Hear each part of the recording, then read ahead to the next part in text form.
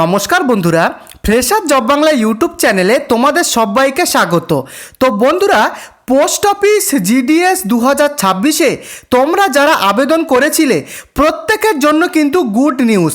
এবারে কিন্তু post office GDS 2026-এ প্রচুর ক্যান্ডিডেট ডকুমেন্ট ভেরিফিকেশানে বাদ হতে চলেছে।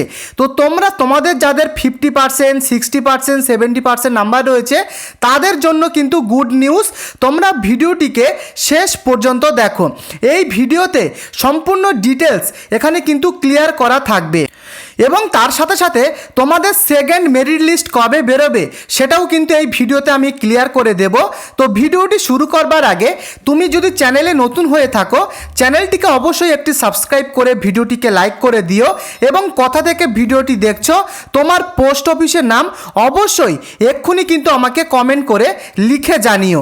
তো চলো ভিডিওতে যাওয়া যাক। তো বন্ধুরা, পোস্ট অফিস জিডিএস রিক্রুটমেন্ট 2026 এবছরে জিডিএসের যে টোটাল ভ্যাকান্সি সেটা কিন্তু দেখতেই পাচ্ছ 28,636টি শূন্য পদে টোটাল কিন্তু জিডিএসের এবারের ভ্যাকান্সি বেরিয়েছে এবং তোমাদের জিডিএসের যে ফার্স্ট মেরিট লিস্ট সেটা কিন্তু অলরেডি এই মাসের 6 তারিখে বেরিয়ে গেছে এবং সেই ফার্স্ট মেরিট লিস্ট সবাই তোমরা দেখেছো, সেই মেরিট লিস্ট কিন্তু তোমরা দেখেছো এবং লাস্ট ডকুমেন্ট ভেরিফিকেশানের যে ডেট সেটা কিন্তু পরিষ্কারভাবে বলাই রয়েছে 23 তারিখ, অর্থাৎ এই মার্চ মাসের 23 তারিখের মধ্যে কিন্তু যাবতীয় ফার্স্ট যে মেরিট লিস্ট তার যে ডকুমেন্ট ভেরিফিকেশান সেটা কিন্তু কমপ্লিট হয়ে যাবে। আজকে কিন্তু অলরেডি 22 তারিখ চলছে, অর্থাৎ আগামীকাল পুরোপুরি ডকুমেন্ট ভেরিফিকেশান কমপ্লিট কিন্তু হয়ে যাবে। তো এবছরে তোমরা জানো এবছরে কিন্তু প্রচুর ক্যান্ডিডেট তাদের কিন্তু রিজেক্ট করা হবে। প্রচুর ফেক ক্যান্ডিডেট রয়েছে। কেন বলছি, তোমরা সবাই দেখেছো এবছরের যে ফার্স্ট মেরিট লিস্ট বেরিয়েছে সেই মেরিট লিস্টে এখানে কিন্তু অধিকাংশ 100%, 98, 99%, 97% নাম্বার কিন্তু রয়েছে। তো এই সময় এত নাম্বার কোথা থেকে আসলো? তো আমি বলবো এই সমস্ত প্রত্যেকটা যাদের এই সমস্ত নাম্বার এসছে এরা কিন্তু সব ফেক ক্যান্ডিডেট, ফেকভাবে আবেদন করেছে, ফেক ডকুমেন্ট দিয়ে কিন্তু তারা আবেদন করেছে। সেটা তুমিও জানো, আমিও জানি এবং পোস্ট অফিসের যারা ম্যানেজমেন্টে বসে আছে তারাও কিন্তু জানে। তো এই সমস্ত প্রত্যেকটা ক্যান্ডিডেট এরা কিন্তু ডকুমেন্ট ভেরিফিকেশান করাতে যাবে না। যদি যায় তারা কিন্তু পুরোপুরিভাবে রিজেক্ট হয়ে যাবে, তাদের কিন্তু পুরোপুরি রিজেক্ট করে দেওয়া হবে। আমি যদি ধরি এই সমস্ত ক্যান্ডিডেট বাদ দিয়ে যদি আরও প্রচুর যে সমস্ত ক্যান্ডিডেট রয়েছে তারাও যদি যায় তাদের মধ্যেও কিন্তু প্রচুর রিজেক্ট করা হবে, কারণ এখানে কিন্তু অনেকেই ভুলভালভাবে আবেদন করেছে, এইভাবে কিন্তু তাদেরকে রিজেক্ট করে দেওয়া হবে। তো এবছরে যারা আবেদন করেছে প্রত্যেক ক্যান্ডিডেটের কিন্তু এইচডিবি মেথডের মাধ্যমে এখানে কিন্তু ডকুমেন্ট ভেরিফিকেশান হবে, অর্থাৎ সিস্টেমেটিক ডকুমেন্ট ভেরিফিকেশান কিন্তু করানো হবে। বুঝতে পেরেছ? অরিজিনাল ডকুমেন্টগুলোকে কিন্তু ভেরিফিকেশান করানো হবে। তো এইভাবে কিন্তু প্রচুর যে ক্যান্ডিডেট তাদের কিন্তু বাতিল করা হবে। তো যারা জেনুইন ক্যান্ডিডেট, যারা সৎভাবে তোমরা পরীক্ষা দিয়েছো এবং সৎভাবে যারা আবেদন করেছো তাদের জন্য কিন্তু সুযোগ রয়েছে। যাদের 60%, 70% নাম্বার বা 80% যাদের নাম্বার রয়েছে তাদের জন্য কিন্তু খুবই খুশির খবর রয়েছে। তো এরই মধ্যে তোমরা কিন্তু অনেকেই আমাকে বারবার কমেন্ট করছো যে স্যার সেকেন্ড মেরিট লিস্ট সেটা কবে বেরোবে। তো সেকেন্ড মেরিট লিস্ট কবে বেরোবে সেটা বলার আগে আমি তোমাদের বলে দিই এবছরের যারা ফার্স্ট মেরিট লিস্ট যাদের নাম এসছে তাদের কিন্তু রিজেক্ট করা হবে। এই সেকেন্ড মেরিট লিস্টে আসার আগে কিন্তু তাদেরকে রিজেক্ট করে দেওয়া হবে। ফলে কতগুলো পোস্ট অফিসে কতগুলো ভ্যাকান্সি রয়েছে, কোন বিওতে কতগুলো ভ্যাকান্সি, এবিপিএমে কতগুলো ভ্যাকান্সি বেরোবে, বিপিএমে কতগুলো ভ্যাকান্সি বেরোবে, এছাড়া ডাক সেবক পদে কতগুলো ভ্যাকান্সি বেরোবে, এরকম স্টেট ওয়াইজ ডিস্ট্রিক্ট ওয়াইজ কিন্তু পুরোপুরিভাবে ক্যালকুলেট কিন্তু হবে। 23 তারিখে তো তোমাদের ফার্স্ট ডকুমেন্ট ভেরিফিকেশানটা হচ্ছেই, কিন্তু তারপরে কিন্তু যাবতীয় কমপ্লিট হওয়ার পরে ডকুমেন্ট ভেরিফিকেশানগুলো তারপরে কিন্তু এগুলো ক্যালকুলেট করে আবারও কিন্তু একটা লিস্ট বেরোবে যেটা সেকেন্ড মেরিট লিস্ট। সেটা কবে বেরোবে তোমাদেরকে আমি এবারে বলছি। তো বন্ধুরা, তোমাদের 23 তারিখ অর্থাৎ আগামীকাল ফার্স্ট যে ডকুমেন্ট ভেরিফিকেশান সেটা কিন্তু কমপ্লিট হচ্ছে। তো এর পরে তুমি আরও 5 দিন বাদ দিয়ে দাও, 5 থেকে 6 দিন তোমরা বাদ দিয়ে দাও।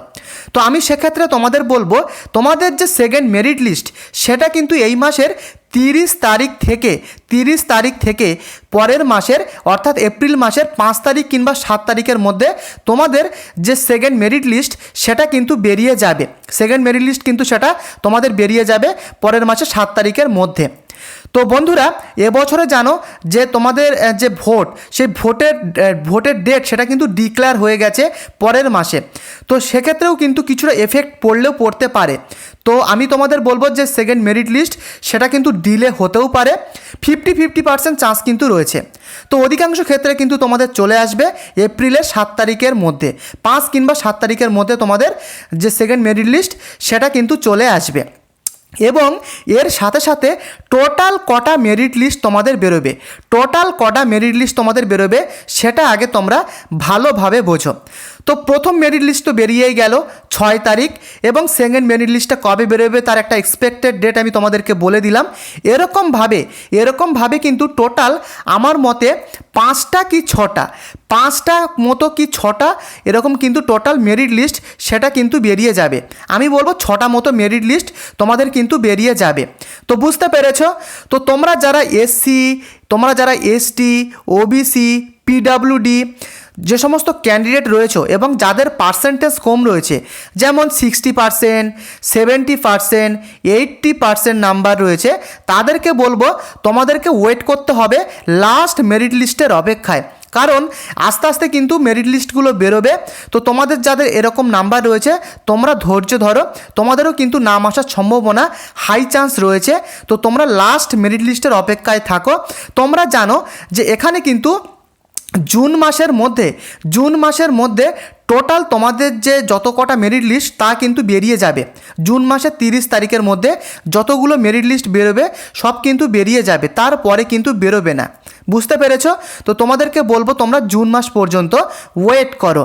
তো বন্ধুরা, তোমাদেরকে তো আমি বলেই দিলাম যে এবছরে কিন্তু ডকুমেন্ট ভেরিফিকেশান হবে। তুমি যদি 2024 সাল দেখো, 2025 সাল দেখো, সেক্ষেত্রে আমি তোমাদেরকে বলবো এই বছরের তুলনায় এবারে 2026 সালে প্রচুর ক্যান্ডিডেট তাদের কিন্তু বাতিল করা হবে। প্রচুর ফেক ক্যান্ডিডেট কিন্তু এবারে আবেদন করেছে। আমি বারবারই বলছি, তাদের কিন্তু প্রত্যেকেই দেখতে পাচ্ছ 100%, 90%, 99% এরকম প্রচুর ক্যান্ডিডেট রয়েছে। এরা কিন্তু ফেকভাবে আবেদন করেছে। তো এদেরকে কিন্তু এসডিবি মেথড অ্যাপ্লাই করা হবে, অর্থাৎ প্রত্যেকটা ক্যান্ডিডেট তাদেরকে কিন্তু এসডিবি মেথডে কিন্তু তাদের ডকুমেন্ট, তারা যে সমস্ত অরিজিনাল ডকুমেন্ট দিয়ে এবারে আবেদন করেছিল, তাদের প্রত্যেকটা অরিজিনাল ডকুমেন্টস কিন্তু এসডিবি মেথডে কিন্তু তাদেরকে পুরোপুরিভাবে ভেরিফিকেশান হবে। ফলে প্রত্যেকটা যে সমস্ত ফেক ক্যান্ডিডেট তাদেরকে কিন্তু রিজেক্ট করে দেওয়া হবে, এবং তোমরা যারা জেনুইন ক্যান্ডিডেট রয়েছো তাদেরকে কিন্তু পরবর্তী মেরিট লিস্টে তাদের কিন্তু নাম আনা হবে। পুরো ব্যাপারটা তোমরা ক্লিয়ার হতে পারলে এবারে আমি তোমাদেরকে বলবো যে সেকেন্ড যে মেরিট লিস্ট যেটা বেরোবে সেই মেরিট লিস্টে তোমাদের কেমন চান্স রয়েছে। তো আমি প্রথমে এসসিদের কথা বলছি, যারা শিডিউল কাস্ট, তাদেরকে বলবো তোমাদের নাম্বার যদি 89 থেকে যদি 90+ হয়ে থাকে তোমাদের কিন্তু নাম আসার চান্স রয়েছে।